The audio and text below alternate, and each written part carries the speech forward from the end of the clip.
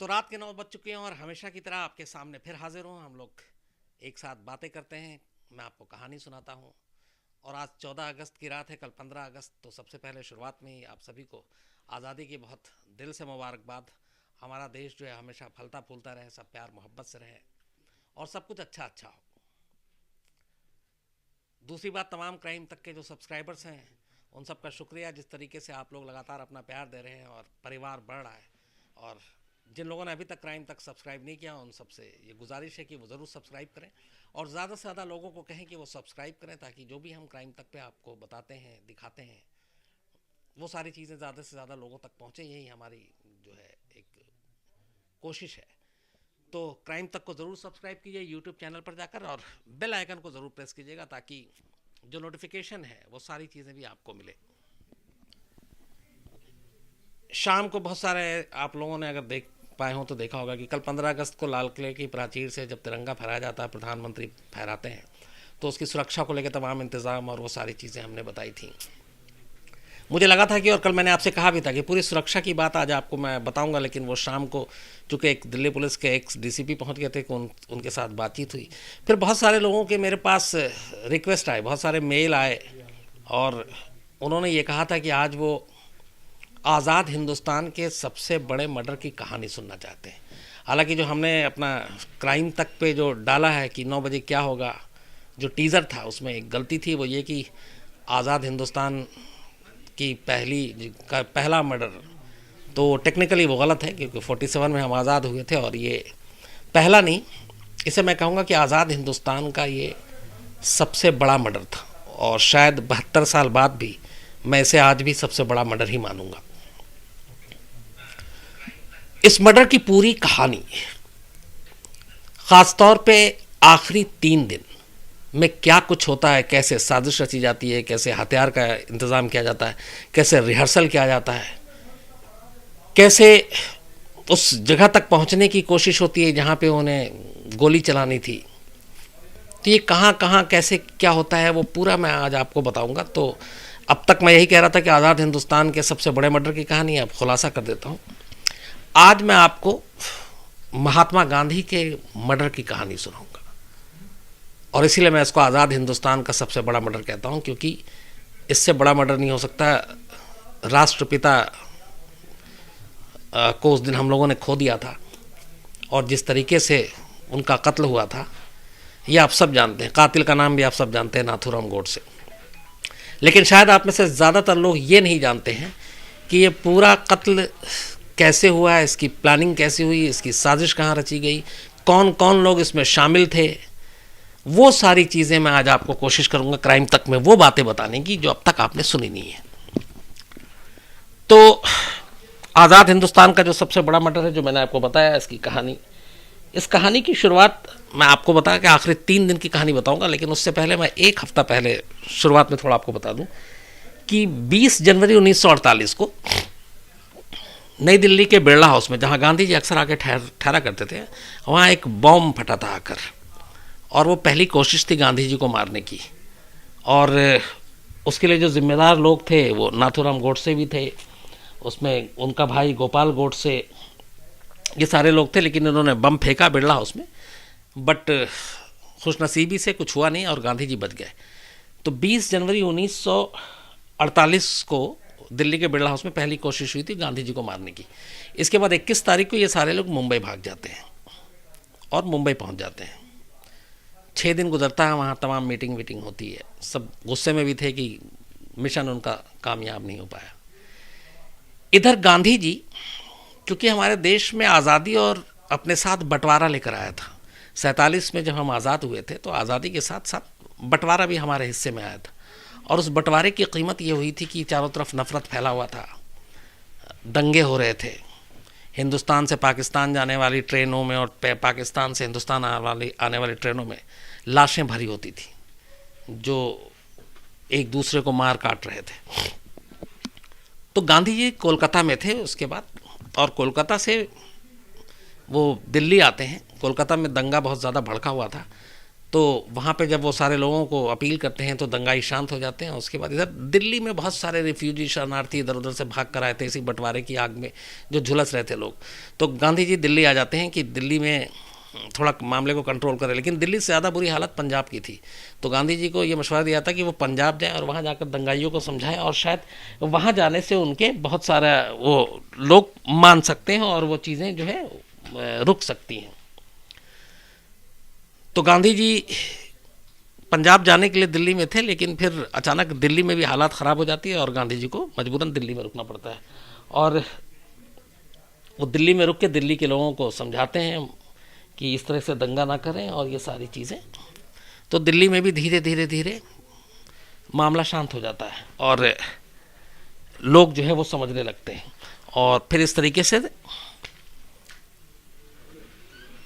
गांधी जी अब दिल्ली में थे और उधर पंजाब भी धीरे धीरे शांत होने लगता है। अब ये सब कुछ नॉर्मल हो रहा था, और इसी बीच में 20 जनवरी को पहला हमला होता है, उसको भी गुजरे हुए अब टाइम हो गया। 27 जनवरी 1948 आता है। अब 27, 28, 29 ये 3 दिन की कहानी, और 30 आखिरी दिन 30 जनवरी 1948 जिस दिन गांधी जी का मर्डर हुआ था, वो ये जो इस पूरी चीज़ें हुई थी वो क्या हुई थी वो मैं आपको बताना चाहता हूँ। 27 जनवरी दोपहर 2 बजे मुंबई एयरपोर्ट से 2 लोग प्लेन पकड़ते हैं और दोनों दिल्ली के लिए आते हैं। तब मुंबई से दिल्ली अब तो खैर कम है, अब तो 2-2.5 घंटा लगता है, लेकिन उस वक्त 3 घंटे का सफ़र था। वाइकिन एयरलाइंस थी। तो 2 लोग मुंबई से दिल्ली आते हैं, वहाँ से करीब 12 बजे प्लेन में बैठते हैं। 3 बजे दिल्ली एयरपोर्ट पे, तब इसका इंदिरा गांधी इंटरनेशनल नाम नहीं हुआ करता था, दिल्ली एयरपोर्ट था, यहाँ पे उतरते हैं। ये 2 लोग थे, नाथूराम गोडसे और दूसरा नारायण आप्टे। ये दिल्ली से एयरपोर्ट से सीधे एक टैक्सी लेते हैं। इसके बाद पुरानी दिल्ली की पार्किंग के पास पहुंचते हैं। पुरानी दिल्ली की पार्किंग में ऑलरेडी इनका तीसरा साथी जो था विष्णु करकरे, वो वहाँ पे इंतज़ार कर रहा था, और इन्होंने उसको पहले बता दिया था कि 27 जनवरी की शाम 5 बजे हम पुरानी दिल्ली रेलवे स्टेशन के बाहर पार्किंग में मिलेंगे। तो नाथूराम गोडसे, नारायण आप्टे पहुँचते हैं पार्किंग करीब 5 बजे। वहाँ पे विष्णु करकरे इंतज़ार कर रहा था। अब ये तीनों बात करते हैं। उसके बाद इनका ये था कि इस बार अपना काम पूरा करना है, यानी गांधी जी को मारना ही मारना है। अच्छा, विष्णु करकरे जो है वो भी मुंबई में साथ था, लेकिन वो 4 दिन पहले दिल्ली भेजा गया था। नाथूराम गोडसे नहीं भेजा था, उसको भेजा था इसलिए कि तुम जाकर दिल्ली में एक पिस्टल या रिवॉल्वर का इंतज़ाम करो जिससे गोली मारी जाए। तो 4 दिन तक, चूँकि उस वक्त दिल्ली में शरणार्थी भरे पड़े हुए थे दंगाइयों से जान बचाने के लिए, तो दिल्ली में थोड़ी सख्ती भी थी। तो विष्णु करकरे ने तमाम कोशिश की, लेकिन उसे पिस्टल मिला नहीं। तो जब ये 5 बजे वहाँ पहुँचते हैं तो नाथूराम गोडसे पूछता है कि पिस्टल का क्या हुआ। तो विष्णु करकरे बताता है कि तमाम कोशिश कर ली, मिला नहीं। तो नाथूराम गोडसे को बड़ा धक्का लगता है, कहता है इस बार किसी भी कीमत पे चूकना नहीं है, और उसे डेट अभी नहीं मालूम है कि कब मर्डर करना है।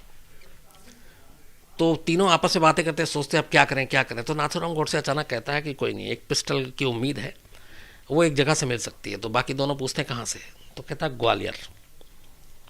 तो ग्वालियर में नाथूराम गोडसे का एक दोस्त रहा करता था, और ये तीनों जो है दिल्ली से उसी रात, तीनों नहीं, विष्णु करकरे को फिर वो यहीं दिल्ली में छोड़ते हैं कि वो यहाँ पे भी लगा रहे, और नारायण आप्टे और नाथूराम गोडसे ग्वालियर के लिए रवाना हो जाते हैं। रात की जो आखिरी ट्रेन थी दिल्ली से वो पकड़ते हैं और वहाँ से ग्वालियर पहुँचते हैं। ग्वालियर पहुंचने के बाद ये दोनों जो हैं ये अपने साथी के पास गए थे, और जहां से पिस्टल लेना था, और इनको जो जिससे पिस्टल लेना था वो असल में होम्योपैथिक एक डॉक्टर थे, डॉक्टर दत्तात्रेय परचुरे। नारायण उसका नाथूराम गोडसे का जानने वाले डॉक्टर परचुरे। तो वहाँ पहुँच के उसके बाद ये वो भी कि रात को आप लोग कैसे, तो बताता है कि बहुत बड़ा काम करना है, और वो नाम नहीं बताता कि क्या काम करना है। तो खैर डॉक्टर दत्तात्रेय कहते हैं कि ठीक है मैं इंतज़ाम करता हूँ, कोशिश करता हूँ। तो ये लोग वहीं पे रहते हैं और उन्हीं के घर पे ठहरते हैं। 28 जनवरी अब आ जाता। 27 को मुंबई से दिल्ली आए, फिर दिल्ली से ग्वालियर गए, ग्वालियर में पूरी रात जर्नी करके पहुँचे, फिर 28 जनवरी को पूरे दिन डॉक्टर दत्तात्रेय के घर पे रहते हैं और वो इंतज़ाम में लग जाते हैं, लेकिन पूरा दिन निकल जाता है, पूरे दिन में पिस्टल नहीं मिलता। इसके बाद शाम आती है। शाम को अचानक नाथूराम गोडसे और ये दोनों डॉक्टर दत्तात्रेय के घर पे थे। वो बाहर से लौटता है डॉक्टर, और वो एक लिफाफा देता है नाथूराम गोडसे को। जब वो लिफाफा खोलता है तो उस लिफाफे में एक पिस्तौल थी और साथ में टोटल 20 कारतूस, और उस पिस्तौल का नंबर था 606824P, P फॉर पटना। तो जैसे ही वो रिवॉल्वर खोल के देखता है, नाथूराम गोडसे की खुशी का ठिकाना नहीं रहता है। वो बहुत गले वले लगाता है डॉक्टर पत्राचार्य को, और उसके बाद उसी रात ये दोनों वहाँ से एक बार फिर दिल्ली के लिए निकल पड़ते हैं ट्रेन पकड़कर। ट्रेन पकड़कर ये 29 जनवरी को दिल्ली पहुँचते हैं। पुरानी दिल्ली रेलवे स्टेशन में अतिथि कक्ष है, जहाँ का रूम नंबर 6 पहले से ही बुक था, और वो विष्णु करकरे ने बुक करा रखा था 3 लोगों के लिए। तो ये दोनों रिवॉल्वर लेकर वहाँ से सीधे पुरानी दिल्ली के अतिथि गृह में रूम नंबर 6 में पहुँचते हैं, और वहाँ जाके ये तीनों एक दूसरे को फिर रिवॉल्वर दिखाते हैं और बहुत खुश होते हैं। उसके बाद ये होता है कि अब काम करना है। लेकिन अब एक प्रॉब्लम ये थी कि एक बंदूक तो ले आए थे, बट इन्हें चलाना भी नहीं आता था, और दूसरा ये भी कि ये कैसे होगा, क्या होगा, ये गोडसे को मालूम नहीं था। तो गोडसे ने कहा कि इसको पहले हमको चला के देखना है। तब ये हुआ कि इसको चला के कहाँ देखें। तो उन्होंने कहा कि कोई कोताही या गलती ना हो, तो इसके लिए प्रैक्टिस करना पड़ेगा। तो फिर तीनों एक दिल्ली में कहते हैं सुनसान जगह पे चलो, लेकिन चूंकि उस वक्त मैं जैसा बार बार कह रहा हूँ तमाम रिफ्यूजी यहाँ पे शरणार्थी भरे हुए थे, तो कहीं खाली जगह नहीं थी। फिर भी तीनों कोशिश करके उसके बाद बिरला मंदिर के पीछे जो दिल्ली में रिज रोड एरिया है, वो पूरा घना जंगल टाइप का, आज भी रिज रोड है वहाँ पे, और बहुत सन्नाटा रहता है। तो ये तीनों वहाँ जाते हैं और उसके बाद एक पेड़ पर निशान लगाते हैं गांधी जी के हाइट के हिसाब से, और नाथूराम गोडसे करीब 20 फीट दूर खड़ा होता है, और उसके बाद उस पेड़ पे चौक से निशान बना के कि ये गांधी जी अगर मान लो खड़े हैं तो ये, और बैठे हैं तो ये, 2 निशान लगता है। उसका नाथूराम गोडसे को कहा जाता है गोली चलाओ। तो वो फायर करता है, 2-3 गोलियां चलाता है। वहाँ गोली चलने की आवाज़ दूर तक जा भी नहीं सकती, क्योंकि जंगल है और दूर दूर तक कोई होता नहीं है। उसके बाद वो आके निशाना देखते हैं, तो देखते हैं कि हाँ, अगर ये 20 फीट की दूरी से भी अगर उसका निशाना मिस नहीं हुआ था, तो तीनों खुश हो जाते हैं कि चलो प्रैक्टिस पूरी हुई और सब कुछ ठीक ठाक हुआ। इसके बाद वो वापस वहाँ से बिरला हाउस से निकलते हैं और ये चले आते हैं।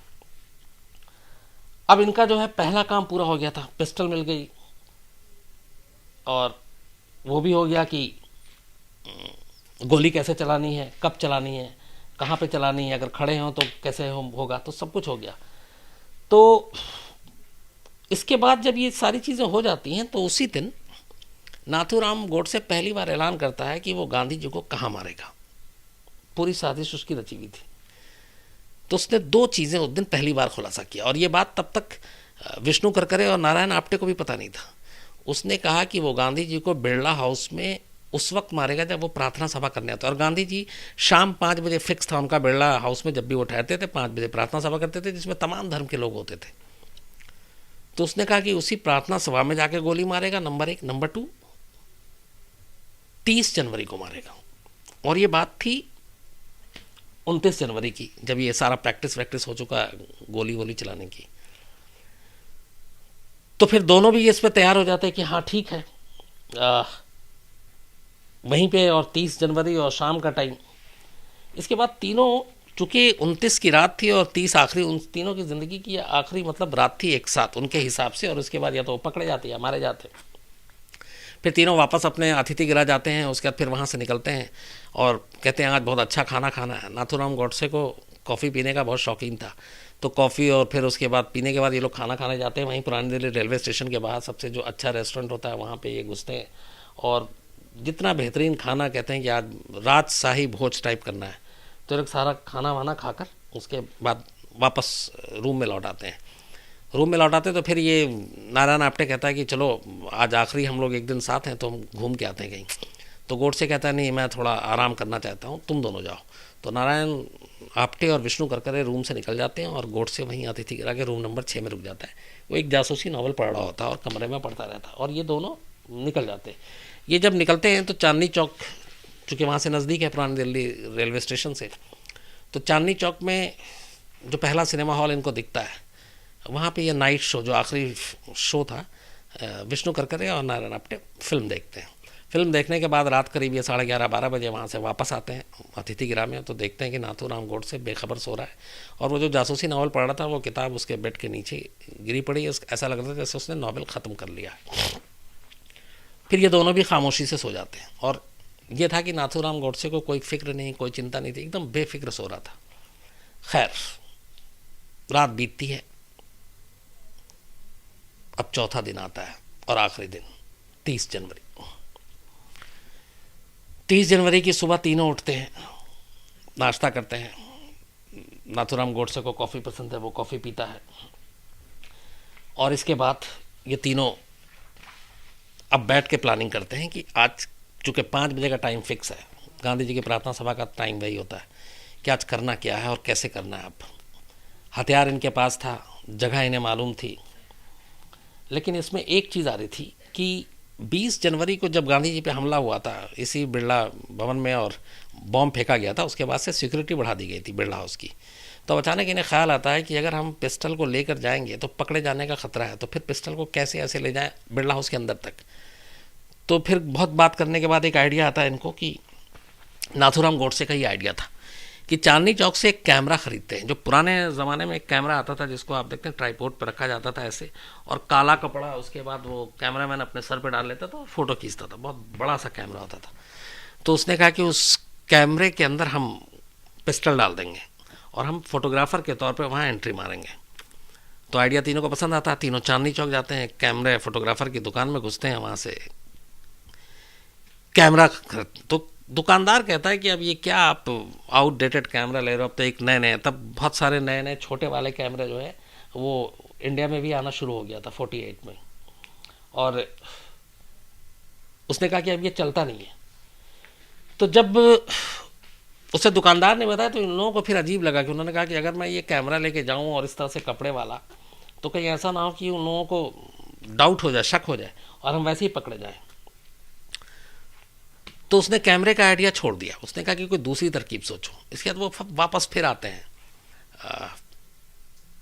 अतिथि गृह में। अब फिर कि नया आइडिया क्या, और इधर वक्त बीतता जा रहा है, करीब 11-12 बज चुका अब। तो फिर एक आइडिया नारायण आप्टे देता है कि एक काम करो, बुरखा पहन के चलो, क्योंकि गांधी जी की प्रार्थना सभा में महिलाएं मुस्लिम भी बहुत आती हैं, और बुरके में तलाशी भी नहीं होगी और आसानी से तुम हथियार लेके चले जाओगे। तो ये उसको भी आइडिया पसंद आता है। फिर नाथूराम गोडसे ये लोग चांदनी चौक जाते हैं, वहाँ से एक बुरका खरीदते हैं, बुरका खरीद के ले आते हैं। बुरका खरीद के जब लाते हैं, अब जाहिर से तो दुकान में ये बुरका पहन के ट्रायल तो कर नहीं सकते थे, जेंट्स थे।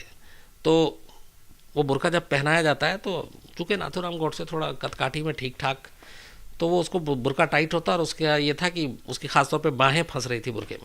तो उसने कहा कि अगर मैं ये पहन के जाऊं तो मैं तो रिवॉल्वर निकाल भी नहीं पाऊंगा, चला भी नहीं पाऊंगा, क्योंकि मेरे हाथ फंस रहे हैं, नंबर 1। नंबर 2, और अगर गलती से पकड़े गया तो बोला बदनामी भी अलग होगी कि देखो बुरके के अंदर छुप के आया था। तो फिर इस आइडिया को भी ये ड्रॉप कर देते हैं, कहते नहीं बुरका नहीं। उसके बाद फिर परेशान। अब इस दौरान करीब 2-3 बज चुका है, 5 बजे उन्हें वहाँ पहुँचना भी है। फिर अचानक एक लाइन कहता है नाथूराम गोडसे कि ये छोड़ो ये सारी चीज़ें, आजकल एक आर्मी ड्रेस आता है जो फौजी पहनते हैं, ग्रीन कलर का होता है, पैंट होता है, और शर्ट जो होता है वो शॉर्ट होता है और यूँ बाहर निकला होता है। तो उसने कहा कई बार सीधा सीधा तरीका भी काम कर जाता है, वो आर्मी का ड्रेस पहनो, कमर के अंदर पिस्टल लगाओ, शर्ट बाहर, क्या पता किसी की नज़र ही ना पड़े। तो ये आइडिया उन लोगों को क्लिक कर जाता है। फिर एक आर्मी का ड्रेस खरीद के लाते हैं, नाथूराम गोडसे उसको पहनता है, कमर के अंदर पिस्टल लगाता है, शर्ट बाहर करता है, और उसको वाकई एकदम कुछ पता नहीं चलता है। तो इनका ये आइडिया काम कर जाता है। उसके बाद अब ये पिस्टल को छुपाने का भी तरीका काम आ गया। अब ये हुआ कि लगभग टाइम, घड़ी भाग रही थी, 5 बजे पहुंचना था। तो तीनों कहते हैं कि अब चलते हैं बिरला हाउस। लेकिन जब निकलने वाले थे तभी नाथूराम गोडसे अचानक कहता है कि उसको मूंगफली खाने का उसका मन कर रहा है। तो नारायण आप्टे भाग के जाता बाहर मूंगफली खरीदने के लिए, पर उसको रेलवे स्टेशन के आसपास उस वक्त मूंगफली नहीं मिलती, तो वो बादाम ले आता है। पर नाथूराम गोडसे मना कर देता, कहता है मुझे बादाम नहीं, मूंगफली खाना है। फिर वो दोबारा जाता है और बहुत दूर से कहीं से ढूंढ के लेकर आता है, और वो मूंगफली मिलती है, और उसके बाद वो मूंगफली खाता है। मूंगफली खाने के बाद फिर तीनों निकलते हैं अतिथि गृह कमरा नंबर 6 से। बाहर आकर तीनों एक टैक्सी में बैठते हैं। टैक्सी जो है वो बिरला हाउस के लिए बुक की गई थी। उसके बाद ये निकलते हैं, लेकिन जब बिरला हाउस के पास जा रहे थे तो रास्ते में अचानक बिरला मंदिर पड़ता है, आप लोगों ने देखा होगा। तो विष्णु कर एक गाड़ी रुकवा देता है। वो कहता है कि 1 सेकंड। तो वो पूछता है क्यों रुकना, तो उसने कहा कि एक पता नहीं कभी मौका मिले ना मिले, एक बार ज़रा दर्शन करके आ जाते हैं। तो नारायण आप्टे कहता मैं भी चलूँगा। तो ये दोनों उतरते हैं, तो गॉडसे को कहते हैं कि तुम भी आ जाओ। तो गॉडसे कहता नहीं, तुम दोनों जाओ। तो ये दोनों बिरला मंदिर जाते हैं, दर्शन करते हैं। गॉडसे अपना कार में ही बैठा हुआ था। उसके बाद वो वापस आते हैं। टाइम अब लगभग हो चुका था, करीब 4:45 बजने वाला, और बिरला मंदिर बिरला भवन बिल्कुल पास में है। तो जब वो वापस आते हैं तो उसके बाद अब तीनों अलग अलग होते हैं। नाथूराम गोडसे नारायण आप्टे विष्णु करकरे से गले मिलता है। सबसे पहले आगे वो जाता है, कहता है मैं जा रहा हूँ बिरला हाउस, तुम लोग पीछे से आना। अब नाथूराम गोडसे तेज़ कदमों से बिरला हाउस की तरफ चला जाता है। इधर ये दोनों परेशान, और इनके दिल में धक धक, पता नहीं बिरला हाउस पे सिक्योरिटी है, गार्ड खड़ा होगा, अगर तलाशी हुई, पिस्टल पकड़ा गया तो क्या होगा, मिशन नाकाम होगा, गोडसे भी पकड़ा जाएगा। तो ये सारे इनके दिमाग में ये सारी चीज़ें चल रही थी। और उधर उसको नाथूराम गोडसे को गए करीब 3-4 मिनट हो चुके थे। 3-4 मिनट के बाद अब ये दोनों अलग से एक साथ चलना शुरू करते हैं। जब ये बिरला हाउस के गेट पे पहुंचते हैं तो देखते हैं संतरी पैर, फिर इनका दिल धक से हो जाता है, और ये दूर से खड़े होकर अब संतरी को देख रहे हैं। पर देखते हैं कि वहाँ पे कुछ ऐसा हंगामा नहीं है कि किसी को पकड़ा गया है। ये फिर देखते हैं कि बहुत सारे लोग जो जा रहे हैं, संतरी खड़ा हुआ तो है, किसी की तलाशी नहीं ले रहा है। तो फिर इन्हें लगता है कि नाथूराम गोडसे अंदर घुस चुका है। ये भी फिर उसके बाद जाते हैं, चूँकि इन दोनों के पास कोई हथियार और कोई चीज़ थी नहीं, तो ये बहुत आराम से फिर उस गेट से अंदर पहुँच जाते हैं। अंदर जब जाते हैं तो देखते हैं कि गांधी जी बिरला भवन में, बिरला हाउस में एक तख्त पे बैठ के प्रार्थना सभा किया करते थे। बाकी लोग आधे इधर आधे सामने की तरफ खड़े होते थे। तो उसने कहा कि सामने में करीब 35 फीट उस तख्त से दूरी पे नाथूराम गोडसे एकदम बेफिक्र खड़ा हुआ है। तो ये दोनों जाके उसके दाएं और बाएं खड़े हो जाते हैं और गांधी जी का इंतज़ार करने लगते हैं। और इशारों इशारों में पता चल गया था कि पिस्टल है, कोई तलाशी नहीं हुई है। गांधी जी वक्त के बहुत पाबंद थे। वो हमेशा जो है वक्त पे प्रार्थना सभा पे आते थे, कभी लेट नहीं होते थे। उस दिन पहली बार देरी हुई। 5 बजे का वक्त था, लेकिन 5:15 बज गया, गांधी जी नहीं आए। असल में उस वक्त गांधी जी सरदार पटेल के साथ उसी बिरला हाउस में चरखा काटते हुए बातचीत कर रहे थे। सरदार पटेल नेहरू मंत्रिमंडल में कुछ किसी वजह से नाखुश थे और इस्तीफ़ा देने के लिए चाहते थे। तो वो गांधी जी से मशवरा करने के लिए पहुंचे थे उस दिन कि मैं इस्तीफ़ा देना है मुझे। और गांधी जी उन्हें समझा रहे थे कि आप इस्तीफ़ा मत दो, आप दोनों को मिल के देश चलाना है, और आपसी मनमुटाव ये सब जो भी बातें थी सारी चल रही थी। फिर इसी वक्त उधर उनकी जो दो वो थी, मनु और आभा, वो बार बार घड़ी देख रही थी। उन्हें बेचैनी होती कि गांधी जी लेट हो रहे हैं, पर गांधी जी बात में मगन थे। किसी तरह से इशारा करके, हिम्मत करके मनु गांधी जी का ध्यान खींचती है और फिर कहती है कि प्रार्थना सभा के। जैसे ही गांधी जी देखते हैं घड़ी कि 5:13-14 हो गया है, तो एकदम खड़े हो जाते हैं और सरदार पटेल से ये कहते हैं कि अब मुझे मेरा भगवान बुला रहा है, तो मुझे जाना है। और ये कह के वो पटेल को वहीं छोड़कर निकल लेते हैं। जहाँ से गांधी जी निकलते हैं, वहाँ से जिस तख्त पे वो बैठते थे उसका रास्ता ऐसे घूम के आता था। तो गांधी जी हमेशा एक चक्कर लगा के आते थे, लेकिन उस दिन चूँकि ऑलरेडी बहुत देर हो चुके थे, तो वो सीधा एक शॉर्टकट रास्ता लेते हैं। तो शॉर्टकट जो रास्ता था वो पब्लिक के बीच से, जो दोनों तरफ खड़े हुए थे, ऐसे जाना था। मतलब उनको पब्लिक के बीच से होकर तख्त तक जाना था। नाथूराम गोडसे 35 फीट की दूरी पे था तख्त से। तो जब गांधी जी आए तो जो भीड़ खड़ी हुई थी वो ऐसे बीच से अलग 2 हिस्सों में बढ़ गई गांधी जी को रास्ता देने के लिए। तो जैसे ही वो भीड़ हटी, गांधी जी आगे बढ़ने शुरू हुए। अब उसी पल अचानक तस्वीर बदल गई थी। नाथूराम गोडसे का प्लान ये था कि गांधी जी को चौकी पे जब बैठेंगे, प्रार्थना सभा कर रहे होंगे, तब मारेंगे। लेकिन गांधी जी अब अचानक भीड़ के बीच से आ रहे हैं, तो अब उसके पास से गुजरना था गांधी जी को। मतलब एकदम दूरी जो है 1-2 फीट की। अब इसको नाथूराम गोडसे को फैसला करना था क्या करे, पहला प्लान करे या दूसरा प्लान करे। उसने उसी वक्त प्लान किया। उसने कहा कि नहीं, चौकी तक जाने का इंतज़ार नहीं करेंगे, गांधी जी जैसे ही आएंगे पास में उसी वक्त गोली मारेंगे। गांधी जी आते हैं, जैसे ही उसके करीब आते हैं नाथूराम गोडसे कमर से पिस्टल निकालता है और उस पिस्टल को दोनों हाथ के बीच में, वो पिस्टल यूं जैसे आप नमस्ते किसी को करते हैं उसके बीच में दबा लेता है। और उसी वक्त एक और फैसला करता है वो ये कहता है कि ना, गांधी जी को गोली मारने से पहले वो उनको नमस्ते करेगा और उनका धन्यवाद देगा जो भी उन्होंने देश के लिए किया। गांधी जी जैसे उसके पास आते हैं वो पिस्टल हाथ में दबा के और उनको नमस्ते करता है और उसके बाद वो झुकता है पैर छूने के लिए कि धन्यवाद करना है। तो मनु और आभा को लगता है कि ये आदमी पैर छूने के लिए है और वैसे ही लेट हो रहे हैं, तो वो उनको हटाने के लिए, मतलब उसको हटने के लिए कहती है। लेकिन तब तक वो उसको धक्का देता है और धक्का देने के बाद सीधे अपने दोनों हाथ खोल देता है, सामने रिवॉल्वर, और उसके बाद 1 2 3 कुल 3 गोली बिल्कुल नज़दीक से, लगभग 1 से 2 फीट की दूरी पे वो गांधी जी को मारता। गांधी जी को गोली लगती है, गांधी जी वहीं पे गिर पड़ते हैं। पहले कुछ सेकंड तक तो किसी को समझ ही नहीं आया कि क्या है, लेकिन उसके बाद जब गांधी जी गिरे और गोली की आवाज़ बहुत तेज़ आई, तब तक लोग फिर अफरा तफरी, इधर मनु और आभा गांधी जी को संभाल रही, बाकी लोग गांधी जी के पास पहुंचते हैं और उन्हीं भीड़ में से बाकी लोग नाथूराम गोडसे को पकड़ते हैं। 3 गोली चूंकि बिल्कुल करीब से मारी गई थी, गांधी जी बुजुर्ग, तो वो गिरते हैं, धोती पहने हुए थे सफ़ेद। अचानक उनके सीने से जो खून निकलता है वो धीरे धीरे उनकी धोती की तरफ बढ़ता है और धोती लाल होती जाती है और अगले कुछ मिनट में गांधी जी वहीं पे दम तोड़ देते हैं।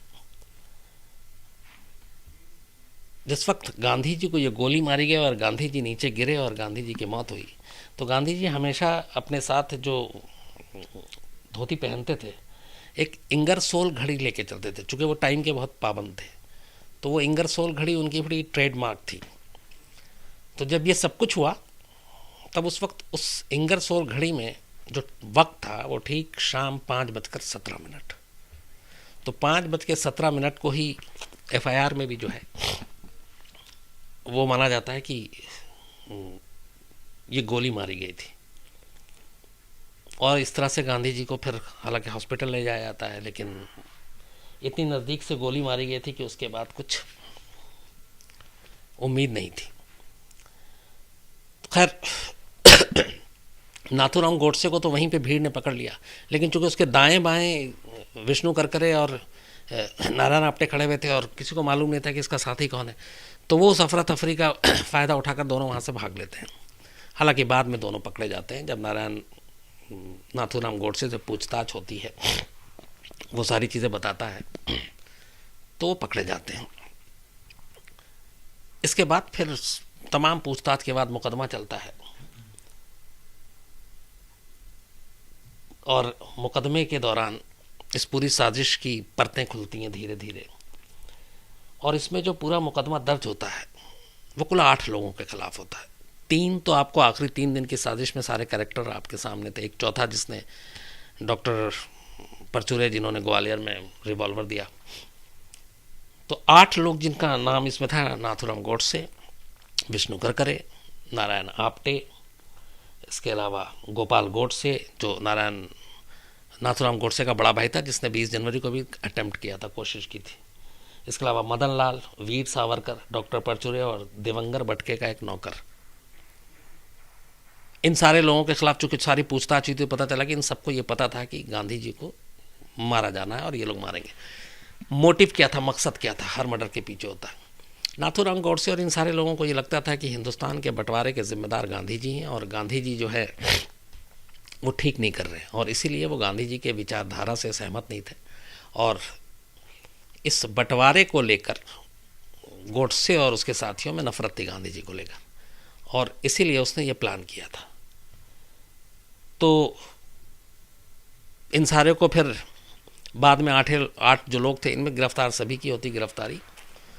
और आज़ाद हिंदुस्तान के इतिहास में पहली बार ऐसा होता है कि चूँकि ये मामला, मैं जैसा बार बार कह रहा हूँ, देश का सबसे बड़ा मर्डर था, सुरक्षा और तमाम दूसरी वजहों से भी। उस वक्त देश आज़ादी के साथ, जैसे मैंने आपको बताया, बंटवारा भी लेकर आया था, तो दंगा भी था, सब कुछ था। तो लाल किले के अंदर, जहां कल 15 अगस्त है और प्रधानमंत्री जहां से झंडा फहराते हैं, लाल किले के अंदर विशेष अदालत लगाई गई। और यह अदालत लगी थी 10 फरवरी 1949 से। शुरुआत में पुलिस ने पूछताछ की, सब कुछ बातें हुई। 10 फरवरी 1949 से इस केस का ट्रायल शुरू हुआ, और वो भी लाल किले में, और इसके लिए स्पेशल कोर्ट बिठाया गया था। कोर्ट में लंबी कार्रवाई चली, और उसके बाद वीर सावरकर को सबूतों के अभाव में, चूंकि डायरेक्ट कोई एविडेंस नहीं था कि वो इस मर्डर से में हाथ है या साजिश में शामिल है, तो वीर सावरकर को सबूतों के अभाव में बरी कर दिया गया। इसके अलावा 7 लोगों को सज़ा सुनाई गई। गोडसे और नारायण आप्टे को फांसी की सज़ा दी गई। गोडसे और नारायण आप्टे को, विष्णु करकरे चूँकि ग्वालियर रिवॉल्वर लेने नहीं गया और कई और चीज़ें थी, इस वजह से वो फांसी से बच गया, लेकिन ये दोनों हमेशा साथ रहे। तो नारायण आप्टे मुंबई से दिल्ली भी एक ही प्लेन में साथ आए थे, और नाथूराम गोडसे 2 को फांसी की सज़ा हुई, जबकि करकरे मदन लाल, डॉक्टर परचुरे, गोपाल गोडसे और बटके के नौकर को उम्र कैद की सज़ा मिली। तो 8 लोगों का मुकदमा चला। वीर सावरकर को बरी कर दिया गया, बचे 7 में से 2 को फांसी की सज़ा हुई, नारायण आप्टे और नाथूराम गोडसे, और 5 को उम्र कैद की सज़ा हुई। बाद में जब ये ऊपरी अदालत में मामला गया, तो वहाँ पे परचुरे और बटके के नौकर को अपील के बाद रिहा कर दिया गया था, क्योंकि उनका ये था कि डायरेक्ट एविडेंस नहीं था।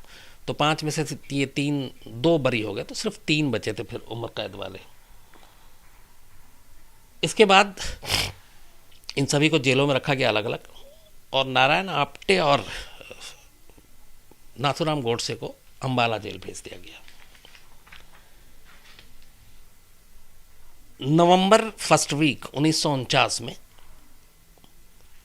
ऊपरी अदालत ने अपना फैसला सुनाया, जो लोअर कोर्ट के फैसले के खिलाफ तमाम अपील हुई थी, और उसमें फांसी की सज़ा को बरकरार रखा गया नवंबर 1949 के फर्स्ट वीक में। इसके बाद 15 नवंबर को अंबाला जेल में तय हुआ कि इन दोनों को फांसी दी जाएगी। तो उस वक्त रूल ये था कि जो एसडीएम या डीएम होता है उसकी निगरानी में ही फांसी होगी, और वो पूरे उनके मौत की तस्दीक करेगा, रिपोर्ट बनाएगा, सारी चीज़ें होंगी। तो आखिरी ख्वाहिश पूछी गई थी इन लोगों की, तो गोडसे अपने भाई और माँ इन लोगों से बोला था मिलना चाहते हैं, उनको मिलाया गया बाकायदा। और जिस दिन सुबह 7:30 बजे अंबाला जेल में फांसी हुई 15 नवंबर 1949 को, उस दिन उसको कॉफ़ी का इतना शौक था कि उसने मरने से पहले भी जो आखिरी ख्वाहिश की थी वो जेलर से कहा था मुझे कॉफ़ी पीना, और उसने कॉफ़ी पी और बाकायदा जेलर को थैंक्स भी बोला। ये दस्तावेजी डॉक्यूमेंट्स है इसका, उस जेलर का बाकायदा। चूँकि अब ऐसा नहीं होता कि फांसी की चीज़ें अब डिस्क्लोज़ नहीं की जाती, उस वक्त ये मामला ऐसा था कि इसमें बाकी सारी चीज़ें थी, पूरा जेलर का इंटरव्यू और वो सारी चीज़ें थी। तो कॉफ़ी पी, थैंक्स किया, उसके दिन दोनों को एक साथ 7:30 बजे अंबाला जेल में फांसी दी गई थी। उसमें रिपोर्ट ये है एक कि जब फांसी के लिए ले जाया जा रहा था तब नारायण आप्टे तो मतलब ठीक ठाक था, पर नाथूराम गोडसे घबराया हुआ था, लड़खड़ा रहा था, नहीं चला जा रहा था। और 7:30 बजे के आसपास फांसी देने के बाद इन दोनों की लाशों को इनके परिवार को नहीं सौंपा गया था। उसकी भी वजह ये थी कि इससे फिर बाकी चीज़ें होंगी और क्या क्या होगा। तो अंबाला जेल में फांसी देने के बाद वहीं एक नदी के किनारे इनका अंतिम संस्कार कर दिया गया, और जिस खेत में ये अंतिम संस्कार किया गया था उस खेत में बाद में हल जोत दिया गया, ताकि निशानी न रहे कि यहाँ पे किसी का अंतिम संस्कार हुआ और उसको लोग जाके मानने लगे और ये करें। तो बाकायदा जहाँ पे अंतिम संस्कार उसकी निशानी मिटा दी गई। तो आज भी ये पता नहीं है कि नाथूराम गोडसे और नारायण आप्टे को अंबाला में किस जगह पे अंतिम संस्कार किया गया और वो कहाँ पे था, तो ये उसको मिटा दिया गया। हाँ, उसके बाद संस्कार के बाद जो इनकी अस्थियाँ थी वो बाकायदा पुलिस को दी गई, और पुलिस ने उसको ले जाकर जो भी रीति रिवाज के तहत वो सारी चीज़ें की थी। तो यह आज़ाद हिंदुस्तान का पहला सबसे बड़ा मर्डर था, जिसको हम लोग आज 72 साल बाद भी नहीं भूले। और दूसरी ख़ास बात ये थी कि इसी मर्डर से जुड़ा हुआ ये आज़ाद हिंदुस्तान की पहली फांसी भी थी, नाथूराम गोडसे की और आप्टे की। उसके बाद और भी फांसी हुई, लेकिन जब हिंदुस्तान आज़ाद हुआ था तो जो पहली फांसी थी वो इन दोनों की थी। तो ये थी पूरी कहानी गांधी जी के मर्डर की, आखिरी 3 से 4 दिनों की साजिश की, जिसका गवाह दिल्ली था, पुरानी दिल्ली रेलवे स्टेशन था, पुरानी दिल्ली रेलवे स्टेशन का अतिथि गृह था, और ग्वालियर था जहाँ से पिस्टल आया, और ये बिरला हाउस बिरला मंदिर, वो रिज रोड, ये सारी चीज़ें आज भी अपनी अपनी जगह मौजूद है, अलग अलग हुलिये में है लेकिन है। हाँ, नहीं है तो बस गांधी जी हैं, वो नहीं है, और जिसने मारा वो लोग नहीं है, वो अपने अपने सज़ा के तक अंजाम तक पहुंचे। तो ये थी पूरी कहानी। अगर आपको पसंद आया तो आप ज़रूर बताइएगा, कोशिश करूँगा इस तरह की। बाकी आज ख़ास तौर पे मेरा ये था कि आज़ादी के हम लोग माहौल में हैं, कल 15 अगस्त है, तो क्यों ना आज़ादी के साथ ऐसी चीज़ को जोड़ के आपकी याददाश्त को थोड़ा सा ताज़ा करूँ, जिनमें से बहुत सारे लोग आप नहीं जानते हैं। तो इसलिए मैंने ये गांधी जी के मर्डर की कहानी सुनाने की मैंने कोशिश की और फ़ैसला किया था। आप अपनी राय ज़रूर भेजिएगा, और फिर वही गुजारिश कि क्राइम तक अगर अभी तक आप लोगों ने सब्सक्राइब नहीं किया तो ज़रूर करें, और इस तरह की जो भी कहानियाँ आप लोग सुनना चाहें वो मुझे मेल करके, जैसे मैंने आपको बताया, क्राइम तक official@gmail.com या shams.khan@aajtak.com, crimeofficial@gmail.com या shams.khan@aajtak.com पे आप भेज सकते हैं, और हम आपके सुझाव सवाल तमाम लेंगे। और मैं अब आसिम से पूछूंगा कि अगर सर, सवाल है कि गांधी जी ने जब मरते टाइम पे जो कहा जाता है हे राम बोला था, हाँ, तो फिर चाहिए जी, किसने पूछा? सर? ये है भव्य निजाम। भव्य साहब, आपका सवाल ये है कि जब गांधी जी मर रहे थे तो ये थी कि हे राम निकला है। ये आपने जो कहा ये है, लेकिन इसका ऑथेंटिक वो नहीं है। मैंने इसमें बहुत कोशिश की। मैंने जब एक शो बनाया था हे राम, तो उसमें भी ये था कि गांधी जी जब मरे थे तब उनके मुंह से जो निकला था वो आखिरी 2 शब्द थे, हे राम। लेकिन तमाम इतिहासकार और जो वहाँ पे विटनेस थे, इनमें से कोई एक, मतलब वो शख्स गवाही देने वाला नहीं है जिसकी बातों पे हम सब यकीन कर सकें आंख बंद करके। कुछ लोगों ने कहा, कुछ ने कुछ और कहा, तो इसको लेके आज भी हम पक्के तौर पे कुछ नहीं कह सकते। सर, एक सवाल और है कि सरकार गांधी नाथूराम गोडसे के अंतिम संस्कार के बाद एक चुपके से और गोपनीय तरीके से किया। सरकार को इस बात का डर था कि वो लोग उन्हें पूजने लगेंगे, लेकिन गांधी जी भी तो महात्मा थे। ठीक, बिल्कुल। सवाल नाम बता दिया करो। सर, मनोहर सिंह सिंधी। मनोहर सिंह सिंधी, आपका सवाल ये है कि नाथूराम गोडसे और उनका संस्कार खामोशी से किया गया, जबकि गांधी जी भी महात्मा थे। बेशक, लेकिन उस वक्त का फिर मैं आपको जब बता रहा हूँ कि जो माहौल था, 48 की बात है, 30 जनवरी को गांधी जी का मर्डर हुआ था। देश में हालात ठीक नहीं थे। बंगाल में दंगे हो रहे थे, दिल्ली में सारे आके रिफ्यूजी पड़े हुए थे, पंजाब सुलग रहा था, पाकिस्तान से ट्रेनों में लाशें आ रही थी भर भर के। तो वो सारी चीज़ें, बड़ा अजीब सा माहौल था। और दूसरा, हमारे लॉ एंड ऑर्डर की सिचुएशन बहुत अच्छी नहीं थी। नई नई आज़ादी हाथ में लगी थी। अंग्रेज़ हमें हमारे हाल पे छोड़ के चले गए थे, क्योंकि उनका भी मकसद था ये दिखाना कि चलो हम देखते हैं तुम क्या सरकार चलाते हो, तुम क्या देश चलाते हो। तो ये सारी चीज़ें एक साथ हो रही थी। अब ऐसे में एक पूरा एक ऐसे भी लोग थे जो बंटवारे को पसंद नहीं करते थे, गांधी जी के काम या उनके आइडियोलॉजी के पसंद नहीं करते थे। और ये लोग जिन्होंने ये सारी चीज़ें की थी, तो वो और भी कुछ कर सकते थे। तो ख़तरा था कि अगर इन लोगों के साथ ये खुला छोड़ दिया जाए, या फिर उनको गोपनीय ना बरती जाए, या फिर उनकी लाशों को सौंप दिया जाए, तो उसके साथ भी धरना प्रदर्शन बाकी चीज़ें हो सकती हैं। तो एक तो हालात वैसे ही देश में बिगड़े हुए, और भी बिगड़ने का खतरा था। तो बेशक इसमें कोई शक नहीं है कि गांधी जी हमारे राष्ट्रपिता, महात्मा, सब कुछ थे। लेकिन दूसरी तरफ ये करना उस वक्त की डिमांड थी, और लॉ एंड ऑर्डर को मेंटेन करने के लिए बहुत ज़रूरी था, इसलिए ये करना पड़ा। सर, एक रजत अग्रवाल का सवाल है कि गांधी जी का जो केस चला था फायर होने के बाद कितने दिन में फांसी दे दी गई?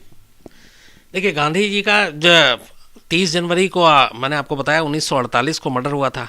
उसके बाद 1949 में ये विशेष अदालत लगी, बल्कि 48 में ही विशेष अदालत लगी थी इसमें लाल किले में।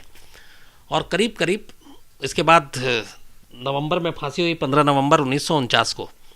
तो 30 नवंबर को मर्डर हुआ, और 30 नवंबर से लेकर 30 जनवरी को हुआ। तो 1.25 साल आप रख लीजिए। तो मुकदमा चलने में लोअर कोर्ट, फिर हाई कोर्ट, फिर सुप्रीम कोर्ट, ऊपरी अदालत, तो सारा मिलाकर करीब करीब 1 साल और 10 महीने में ये पूरा फैसला आ चुका था। और 1 साल 10 महीने में फैसला नहीं आया, बल्कि जिस दिन फांसी का फैसला आया था उसके 1 हफ्ते के अंदर फांसी भी हो गई। तो 1 साल 10 महीने, अगर मैं पूरी लीगल प्रोसेस की बात करूं, मर्डर के दिन से लेकर फांसी तक, तो 30 जनवरी 1948 को गांधी जी का कत्ल होता है। और 15 नवंबर 1949 को नाथूराम गोडसे और आप्टे को फांसी की सज़ा होती।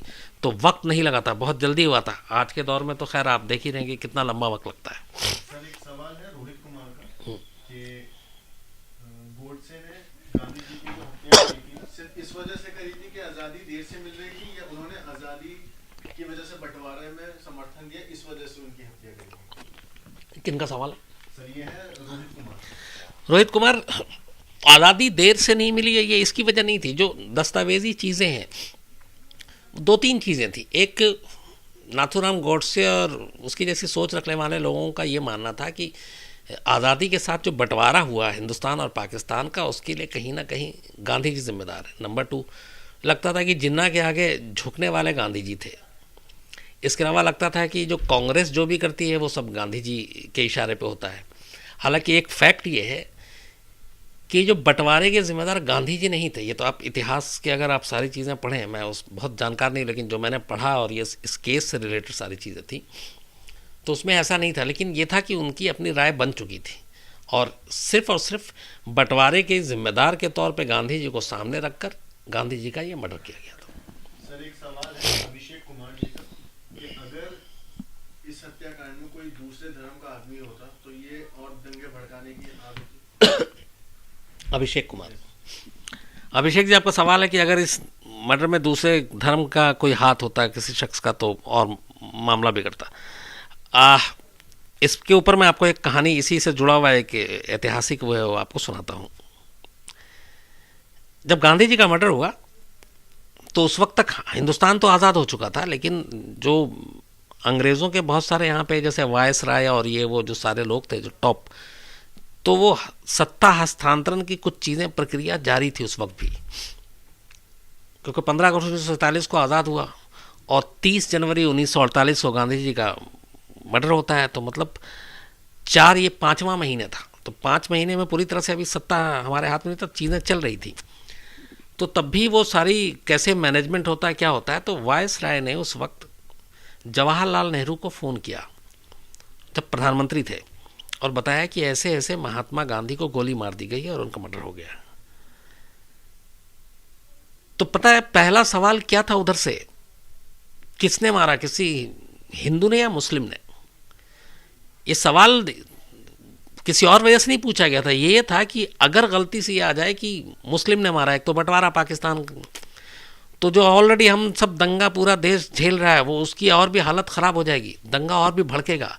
तो जब बताया गया कि नहीं उसका नाम नाथूराम गोडसे है, तो कहते हैं कि बहुत लंबी सांस ली कि वरना पता नहीं क्या होता। मतलब एक तरह का वो था कि अच्छा हुआ कि ऐसा नहीं हुआ, वरना पता मालूम नहीं क्या होता। अभी 5 महीना पुरानी आज़ादी और उसके बाद ये खबर पूरे देश में आग लग जाती। तो ये आपने सच कहा कि अगर दूसरे धर्म का होता तो तस्वीर बहुत बुरी होती। लेकिन शुक्र है ऊपर वाले का कि हालांकि गांधी जी के मर्डर को किसी भी तरह से हम क्या दुनिया में कोई भी शरीफ आदमी या एक सभ्य समाज नहीं करेगा, लेकिन ऐसी चीज़ों को फैलाने वाले और ऐसी चीज़ों का फ़ायदा उठाने वाले उन लोगों को मौका नहीं मिला।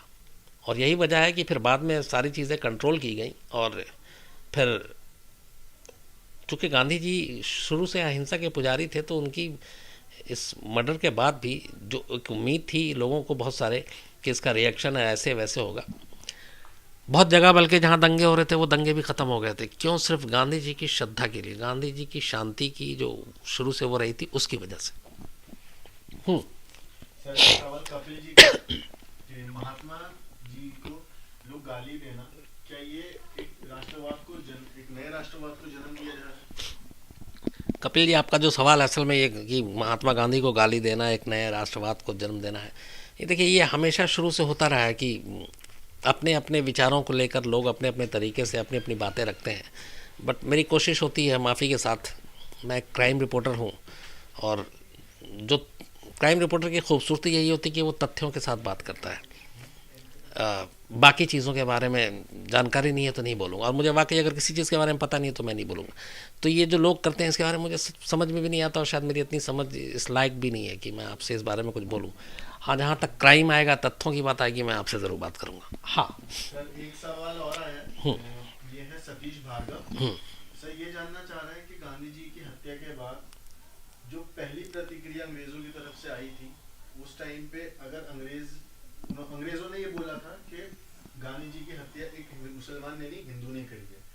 लेकिन वहीं कुछ लोग ऐसे थे जो जिन्हें ये लग रहा था कि ये हिंदुओं ने नहीं, मुसलमान ने ही की है, बात छुपाई जा रही है। नाम क्या है? सर ये है नक्षत्र उपाध्याय।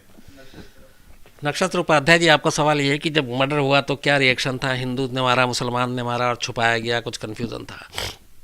जैसा मैंने अभी थोड़ी देर पहले आपको बताया कि ये जो पहली लाइन थी, अंग्रेज़ भी जो वायसराय और तमाम लोग थे, तो उनके मन में ये डर था कि अगर कहीं किसी मुसलमान ने मर्डर किया तो पता नहीं क्या होगा, और भी दंगा फैलेगा और ये सारी चीज़ें। और इसीलिए लोगों तक मैसेज देने के लिए बाकायदा जो ये बहुत जल्दी ये नाम बता दिया गया था, नाथूराम गोडसे। चूँकि उसके बाकी दो साथी भाग गए थे, आपटे और करकरे वहाँ पे जो खड़े हुए थे, लेकिन नाथूराम गोडसे ने करीब से गोली मारी, विटनेस भी थे। तो ये चीज़ें कि लोगों तक कोई भ्रम ना फैले, लोगों को मिसगाइड ना किया जाए और ये कन्फ्यूज़न ना रहे किसने मारा, तो बाकायदा नाम के साथ ये पूरी देश में खबर फैल चुकी थी और फैला दी गई थी। और उसकी वजह यही थी कि इस देश में शांति बना रहे और इसका कुछ रिएक्शन ना हो।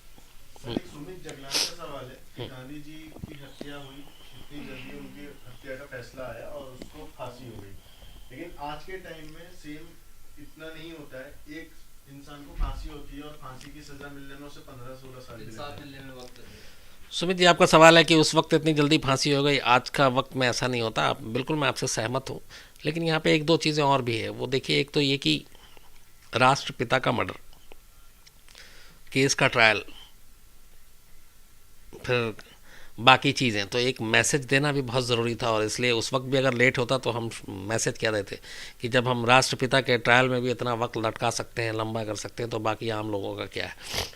तो उस वक्त, और फिर नई नई आज़ादी थी उस वक्त, शायद ये भी था कि हमारा जो पूरा सिस्टम था वो इतना ज़्यादा वो नहीं था जो आज के हालात में है। तो वो भी एक नज़ीर बना कि जल्दी दी गई। लेकिन हाँ, आज 20-20 साल, 15-15 साल फांसी की सज़ा हुए हो चुकी है, लेकिन लोगों बारी का इंतज़ार कर रहे हैं। या तो प्रेसिडेंट हाउस में पड़ा हुआ है मर्सी पिटिशन, या किसी कोर्ट में ही फाइलें दबी हुई हैं और लोग इंतज़ार कर रहे हैं। तो ये कहते हैं कि जस्टिस जो है वो अगर वक्त पे ना मिले तो भी वो जस्टिस नहीं है। तो justice delay is justice denying, तो वो नहीं होना चाहिए, वक्त पे इंसाफ होना चाहिए। मैं आपसे बिल्कुल सहमत हूँ। सर एक योगेश कुमार का सवाल है, गांधी जी की हत्या के टाइम पे जो भारत के कानून की हालत थी, आज 72 साल के बाद भी वो हालत सुधरती दिख रही है? योगेश कुमार जी का कहना है कि 72 साल पहले गांधी जी के मर्डर के वक्त जो देश के कानून की हालत थी उसमें अब में क्या बदलाव है। देखिए, बदलाव तो आया है योगेश जी, बहुत। हम जैसे जैसे हमने एक देश के रूप में हम बड़े हुए हैं, जवान हुए हैं, विकसित हुए हैं, तो बहुत सारी चीज़ें बदली हैं। उस वक्त हम अंग्रेज़ों के रहमो करम पे थे, वही हमें लॉ एंड ऑर्डर भी चलाना सिखा रहे थे। अगर वो ना होते तो हाथ पैर फूल रहे थे हम लोगों के। लेकिन अब हम अपने पैरों पे खड़े हैं। और दूसरा, हमें याद रखना चाहिए कि हम लोग तब गुलाम हुआ करते थे, लेकिन अब आज़ाद हैं और बहुत अच्छे से अब हम लोग आगे बढ़ रहे हैं। और 72 साल की आज़ादी के बाद बहुत सारी चीज़ें बदली हैं। लेकिन हाँ, इंटरनल लॉ एंड ऑर्डर की अगर हम बात करें तो जो कानून की हालत है वो अच्छी नहीं है। महिलाओं की सुरक्षा से जुड़ी हुई बात हो, रोड एक्सीडेंट की बात हो, रेप की बात हो, मर्डर की बात हो, तो ये क्राइम का ग्राफ लगातार बढ़ रहा है। और जाहिर सी बात है, इसके लिए कहीं ना कहीं हमारा सिस्टम, हमारी पुलिस, हमारा समाज, ये सारे मिला के जिम्मेदार हैं। सवाल नहीं सर, लोग हाँ, एक सजेशन दे रहे हैं हाँ, कि वो आने वाले टाइम में कुछ कहानियां जो सुनना चाहते हैं। सर आरुषि बताओ। आरुषि, राजीव गांधी, इंदिरा गांधी हत्याकांड। कुछ लोग हैं जो लगातार सुझाव दे रहे हैं और कौन कौन सी कहानी सुनना चाहते हैं। मुझे भी अच्छा लगा, जैसे वो मुझे बता रहे हैं आसिम और दीपक पीछे से खड़े होकर कैमरे से, कि बहुत सारे लोगों की फरमाइश है आरुषि मर्डर केस, कुछ इंदिरा गांधी, कुछ मुंबई अटैक, कुछ तंदूर का जो कांड है वो। तो ये सब तो है। बाकी मेरी अपनी झोली में ऐसे 1000 से ज़्यादा किस्से होंगे जो मैंने कवर किया है। लेकिन हाँ, मैं ऐसी सारी कहानियाँ आपको ज़रूर सुनाऊंगा क्योंकि आप ही के लिए है। और मुझे भी मज़ा आ रहा है क्योंकि मैं टीवी पे जिस तरीके से अपनी खबरें देता हूँ या वारदात पेश करता हूँ, उससे यहाँ मुझे अलग, और इस तरह से बात करके और इस तरह से सुनाने में मुझे अच्छा लगता है ज़्यादा, और मैं खुल के शायद आपसे बात करता हूँ। तो एक बहुत सारे लोगों की फरमाइश है, और मैं, चलिए आपसे खैर कल 15 अगस्त है, कल ही आरुषि की कहानी सुनाऊंगा कल आपको। और उसकी वजह यह है कि एक तो बहुत सारे लोगों की फरमाइश लगातार चली आ रही है, पिछले 15-20 दिनों से चली आ रही है। मैं इसको टाल रहा था, लेकिन अब मैं कल अपना जो मेरा ओरिजिनल आइडिया था उसको छोड़ता हूँ। कल वादा है आपसे आरुषि की कहानी सुनाऊंगा, नंबर 1। नंबर 2, आरुषि की कहानी में इसलिए भी कि ये देश का इकलौता ऐसा केस है जिस पे पूरे देश में 50-60 दिन तक सवाल तैर रहे थे हर तरफ। और मेरे अपने कैरियर में ये इकलौता एक डबल मर्डर है। पहले तो एक चीज़ बता दूं कि ये आरुषि जो वारदात में शो निकालता हूँ, आरुषि पहला केस था जिसमें लगातार मैंने 45 या 50 दिन तक सिर्फ वारदात इसी पे निकाला था और कोई किसी क्राइम को टच भी नहीं किया था। और जानते हैं उसकी वजह क्या थी? सिर्फ एक सवाल, जिधर जाओ, जिसके पास जाओ, मेरे अपने घर से लेके, मैं कहता हूँ पड़ोस से लेके और बाकी जहाँ जहाँ मैं ट्रैवल करता था, आज भी ये सवाल कायम है। एक ही सवाल पूछा जाता है, क्या सच में आरुषि को उसके माँ बाप ने मारा? क्या सच में आरुषि को उसके माँ बाप ने मारा? आप ये सवाल हटा दीजिए इस केस से।